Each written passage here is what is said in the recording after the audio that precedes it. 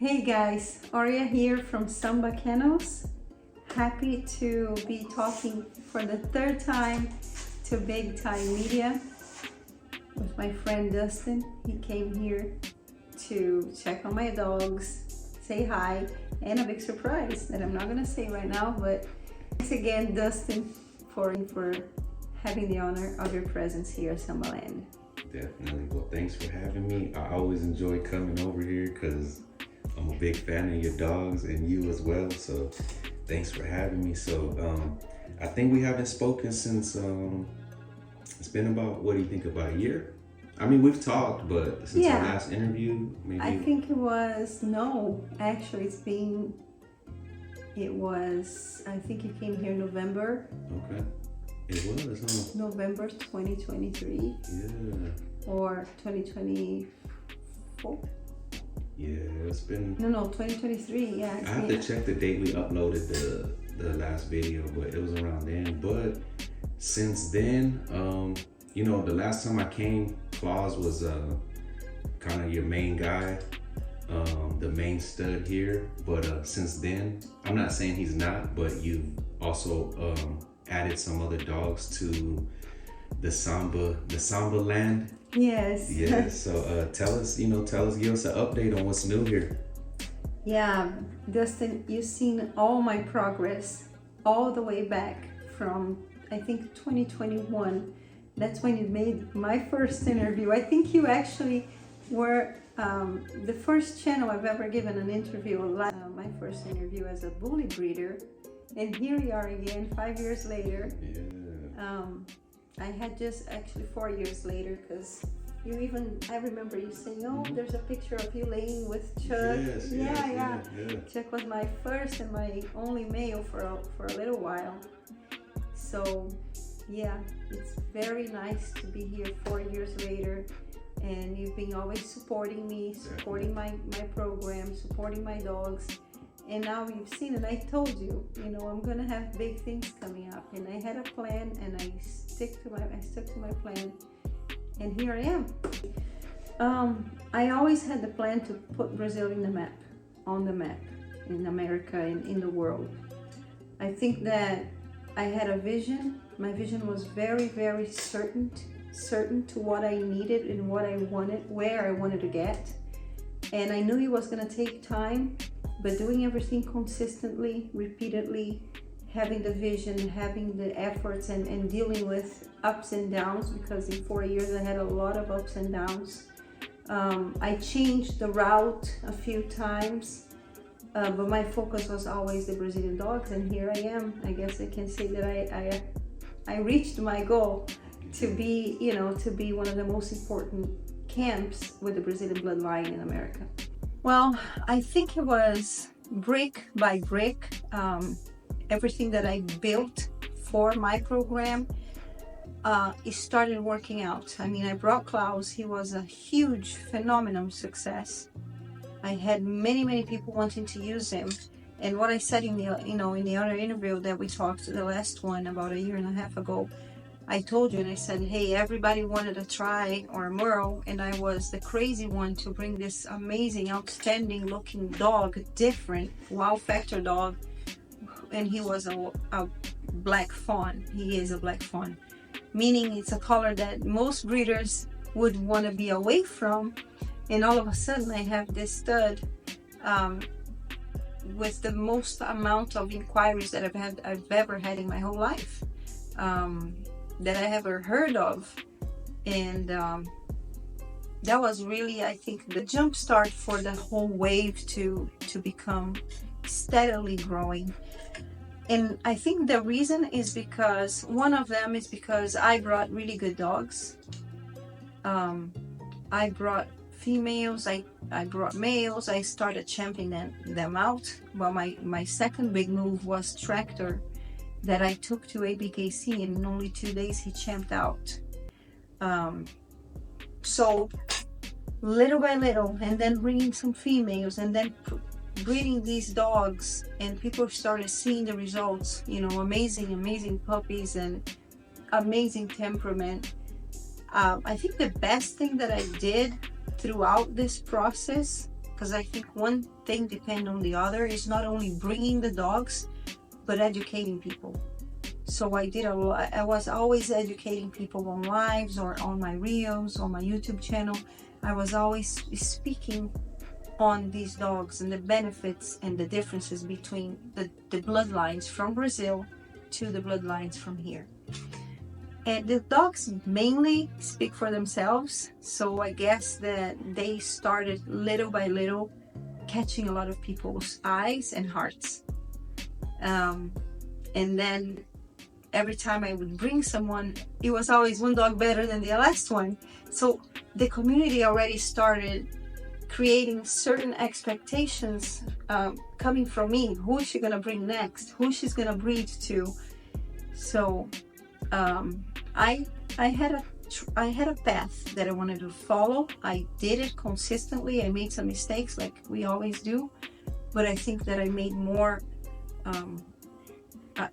I got the things done right, more than I did it wrong. And this is, the results that we see today. Everybody knows who my dogs are. Most people know who I am. Most people that are active in the community. And I became a reference in what I do. And this is my goal in everything that I do. And I think that's how we should act in everything that you do. If you decide to be a dishwasher, you're gonna have to be the best dishwasher in the world. And once you do that, you're gonna be recognized. So this is what I strive, to be remarkable. I think that when you're remarkable, you did the best that you could. You reached a certain level that I can say in a couple of years, I can say, okay, I'm done. I'm gonna leave my mark. I'm gonna leave my legacy. I did some kind of contribution for this segment. So I think he really added up to all the quality that I already had, because like I said, I was bringing every dog that I brought was one after the other one. Every time I would bring somebody, it was a surprise, it was a boom. So when I brought Klaus, it was phenomenal. When I brought Tractor, and then he became a champion, that sealed the quality, of these dogs. And then I bring Shake, which is one of the most desired and complete dogs in this segment of the XL class. And not only I brought him, I made sure to, even though I health test everybody for my own knowledge, because I like to know what I have to my tools, what I can work with, and also to offer my clients, listen, this is the hips of this dog, this is the heart, everything is good, the DNA, the testing, the genetic testing. But then not only Chic is, and I say Shake sometimes because that's how we pronounce it in Brazil, not only he's one of the most beautiful, amazing, impressive lilac tries, he's also 100% health tested and cleared and everything. So when you put out a dog like that and doing the way that I do things, educating people about what's behind these dogs and the health testing, the temperament, when you put all this package together, the only reason people are not gonna like it is if they don't like the dogs, if they don't like that type. But how do you not appreciate the beauty of these dogs, the temperament of these dogs, and being health tested? I mean, it's the package for success for sure. And I don't see this success that people tell me because I'm living it, but I don't see, I'm much busier now. I don't have almost time. Dustin is, seeing I didn't even touch my phone today so we could work, because if I do it, that's all I do, I answer messages. But I think I don't have the perception of the dimension that Samba Kennels and the Brazilian dogs are now. I think I really don't, because I have people saying to me, I see your face everywhere on Instagram, and I see the news, and it just makes me very happy. Like I said, I can retire and I can say that I reached the goal that I wanted. I wanted to bring quality, and I wanted to add value to this community, to the breed itself, And whether you like it or not, these dogs are very valuable when it comes to an addition, to an asset to the breed.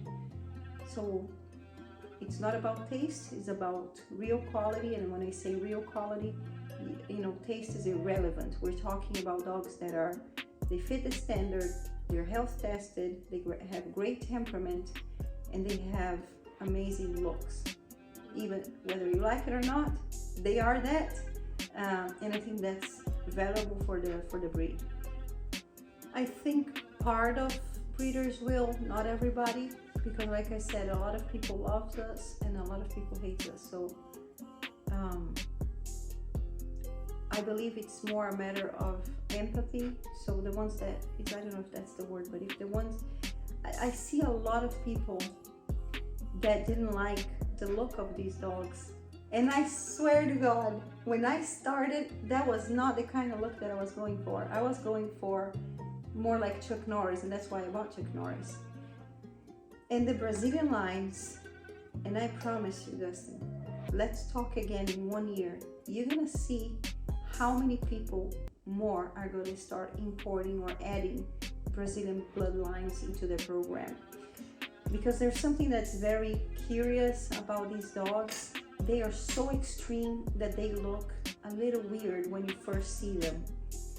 If you're used to this bloodline here in America and then you see a Brazilian dog, it kind of hurts the eye a little bit. Sometimes some people don't understand the beauty behind them, and I admit I was one of them. I didn't really like these dogs with these huge masseters, a little shorter but triangular muzzles, and then the eyes that look a little closer together. But once you start passing that and looking at all the qualities that these dogs have to add, especially when it comes to athleticism and muscle quality and bone and head size, they are well-factored dogs, and people will not understand what's going to happen. I think that in 1 year there's going to be a lot more people using these dogs than there are today, because I see a rise in the demand for these dogs, because I'm kind of like the thermometer between the Brazilian dogs and the American community for the XLs. And I actually have people even saying, because I don't know if we talked about this here or not, but recently we had these Brazilian dogs recognized as a new breed in Brazil. And why is that? Because there are some differences in the standard that you can consider a different type, and it's a different breed.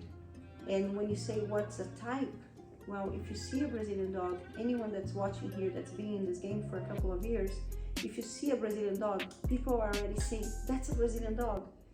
So that really identifies when you see when you have that type of consistency in all of the dogs or most of the dogs, and there are a few impacting differences between the two classes, I mean the two breeds, the Brazilian Bulls and the XL Bulls, you're going to understand that they are two different breeds. Well, luckily I have a few individuals that were imported before the change by ABKC, before they accepted the new breed in Brazil, which is called the Brazilian Bulls, and this name was voted because they used to be called pit monsters. And why did they vote to have pit monsters changed? For obvious reasons. How are you going to recognize a breed in America with that name, being that the pit bull, the pit name is already so heavy and monster is even more. So now we have the Brazilian Bulls. I have people asking me for dogs for Brazilian Bulls, and I said, hey, I'm one of the biggest camps of Brazilian Bull in the world, but I don't have one single registered Brazilian Bulls. They're all American Bullies. So I'm very, very happy with this. This was a big victory, a big win for the Brazilian breeders, because they wanted to get to this point of having their dogs with their craft. And I was just saying to you the other time, I read something that was very curious. You give the same ingredients to two different chefs, and they're going to come up with different recipes. That's kind of what happened to the Bullies and the Brazilian and the American Bullies XL in Brazil. We're going to talk about some studs that I have available. I think everybody knows the main one that I'm working right now, not because he's the more important one or anything like that, because I have clients that prefer each one of my studs, you know. We have Shake from Brazil, and he's staying here for a limited time only. This is the only opportunity to use him because he's only going to be here maybe for 4 or 6 months. So whoever locks him in now, I'm going to make sure that we continue here for 6 months to breed to your female. And also already thinking of him leaving, I have frozen semen in case your female doesn't take the first time. We're going to provide a second dose with frozen semen. He was sold, so he's leaving the country probably in 6 months. I have Klaus. I've slowed him down a little bit because he worked too much, so I'm kind of not even promoting him too much, but he's available. I have Champion Tractor. He's working. We just did a breeding with Sumo Bully Kennels up in Chicago. I might do another in-house breeding here that I'm not gonna say now. It's a surprise. He's open, and I just sent his juice to Australia too, which is really good.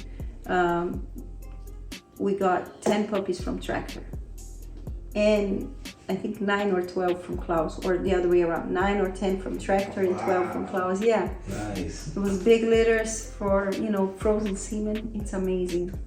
And I have coming up 2 studs. There's Silva, Klaus' son, that looks a lot like him, but has 0.5% of his blood is American. And I also have Puma coming up. We're opening him in June. Nice. The black dog.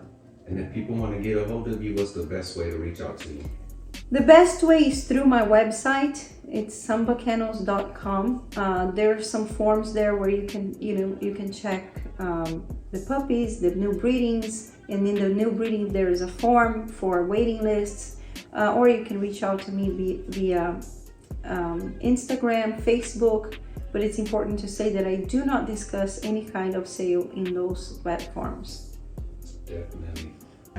We appreciate you, and thank you again for letting me come out, and you know, we'll continue to do business together, you know. And now I don't want to give away the exact reason I'm here because I'm gonna wait for the vlog to come out, but nice. Yeah, definitely thank you again, and you know, we'll be watching, and y'all subscribe, and oh yeah, you're on YouTube as well, right? Yes, Samba Kennels. Yeah, please on YouTube. Subscribe. Yeah, subscribe to her channel. A lot of educational stuff, right? Yes. And you do feeding videos and stuff like that? I do feeding, I do, you know, now that I have the facility recently organized, I'm going to be doing more videos there too, so you can see our routine, the temperament of our dogs. Dustin was helping me feed the dogs today, and he saw how well they are behaved and how they love eating, you know, they eat in peace, and we are a big pack. I'm part of the pack. I'm the leader, but I'm part of the pack. I love my dogs. Definitely. Well, I appreciate you again. Love what you've done from day one. I knew something big was gonna happen when I seen your dogs in the beginning, and then I spoke to you and seen how much knowledge you had about breeding and stuff. So definitely keep up the good work, and thank you again. Thank you, Dustin. It's always a pleasure talking to you and to your audience. Thank you again. Appreciate you.